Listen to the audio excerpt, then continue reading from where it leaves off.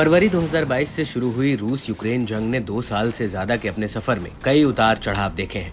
इस दौरान शांति की तमाम कोशिशों को दरकिनार कर इन दोनों देशों ने जंग में एक दूसरे पर हमला करना जारी रखा। रूस अपने विशाल सैन्य बल और एडवांस हथियारों के दम पर इस जंग में बना हुआ है, तो वहीं यूक्रेन के साथ अमेरिका और नाटो जंग में बराबरी के साथ खड़े हैं। 2 साल से जारी इस जंग में रूस और यूक्रेन के लाखों सैनिक मारे जा चुके हैं, लेकिन फिर भी ये जंग किसी एक के पक्ष में नहीं हो पाई है।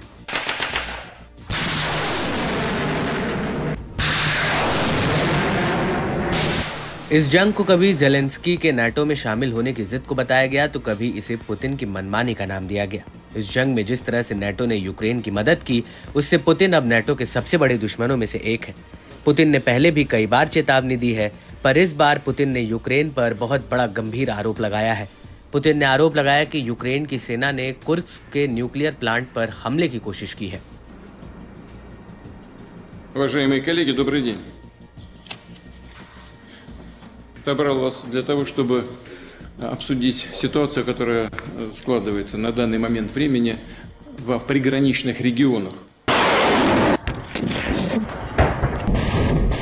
रूसी हमलों का शिकार बना यूक्रेन अब रूस के अंदर घुसकर हमला करने लगा है। दरअसल 6 अगस्त को यूक्रेन ने रूस के कुर्स्क क्षेत्र में हमला कर घुसपैठ कर दिया था, जिसके बाद से करीब 1.5 लाख रूसी नागरिकों को कुर्स्क क्षेत्र से सुरक्षित निकाला जा चुका है। पुतिन लगातार यूक्रेन को चेतावनी देते रहे हैं कि अगर उसने न्यूक्लियर प्लांट को निशाना बनाने की कोशिश की तो अंजाम बुरा होगा।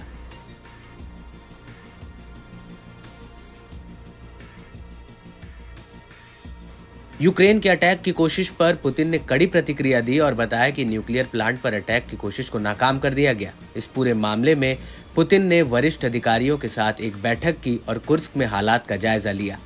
इसके साथ ही कुर्स्क के कार्यवाहक गवर्नर एलेक्सी स्मिर्नोव ने पुतिन को बताया कि कुर्स्क में स्थिति स्थिर है, जिसमें 4 सोवियत ग्रेफाइट संचालित RBM के 1000 रिएक्टर हैं। एक रिपोर्ट के मुताबिक यूक्रेन ने रूस के क्षेत्र पर कब्जा करने का दावा भी किया है। हाल ही के दिनों में यूक्रेनी सेना ने 1000 से ज्यादा सैनिकों, बख्तरबंद टैंकों समेत लाव लश्कर के साथ कुर्स्क पर धावा बोला था। इस दौरान यूक्रेन ने वहां जमकर तबाही मचाई थी। ये रूस के किसी इलाके में यूक्रेन का अब तक का सबसे बड़ा हमला था। दावा है कि रूसी सेना यूक्रेन के सैनिकों से जूझती दिखी थी। इस हमले से पुतिन खार खाए बैठे हैं और उन्होंने इसे एक उकसावे वाला हमला बताया था और यूक्रेन को भीषण अंजाम भुगतने की धमकी दी थी।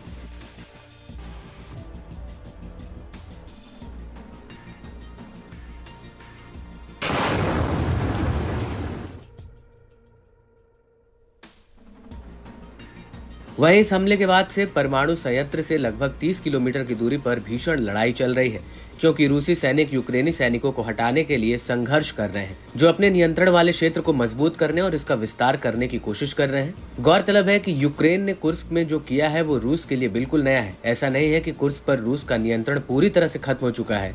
यूक्रेन ने पूरी तरह से वहां कब्जा नहीं किया है। ऐसे में अब ये देखना अहम होगा कि पुतिन का यूक्रेनी हमलों को जवाब देने के लिए अगला कौन सा कदम उठाएंगे।